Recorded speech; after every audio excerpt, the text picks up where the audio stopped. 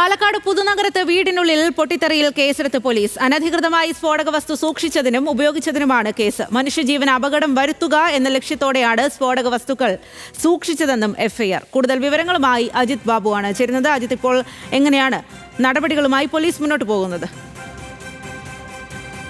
അത് ഏതാണെങ്കിലും ഈ വിഷയവുമായി ബന്ധപ്പെട്ട് പോലീസ് ഗൗരവകരമായ അന്വേഷണമാണ് നടത്തുന്നത്.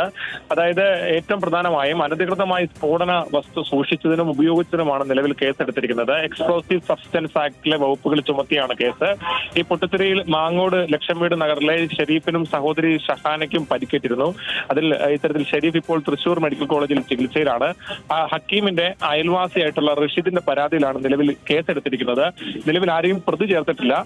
അന്വേഷണത്തിന് ശേഷമായിരിക്കും ഈ കാര്യത്തിൽ ഉൾപ്പെടെ വിശദമായ പരിശോധന നടത്തിയതിനു ശേഷമായിരിക്കും ഈ കേസെടുക്കുന്ന ഉൾപ്പെടെയുള്ള കാര്യങ്ങൾ ഉണ്ടാകുക. നിലവിൽ തന്നെ ബിജെപി ഇത് SDPI പ്രവർത്തകരാണെന്ന് ആരോപിക്കുമ്പോൾ SDPI തങ്ങൾക്ക് ഇതുമായി ബന്ധമില്ലെന്നാണ് പറയുന്നത്. അങ്ങനെ രാഷ്ട്രീയ പശ്ചാത്തലമുള്ള പശ്ചാത്തലത്തിൽ ഈ കാര്യത്തിൽ വിശദമായ അന്വേഷണം നടത്തുകയും ഈ രാഷ്ട്രീയ പശ്ചാത്തലം ഉൾപ്പെടെ പരിശോധിക്കുമെന്നുമാണ് പോലീസ് അറിയിച്ചിരിക്കുന്നത്. സ്വാതി. ശരി അജിത്.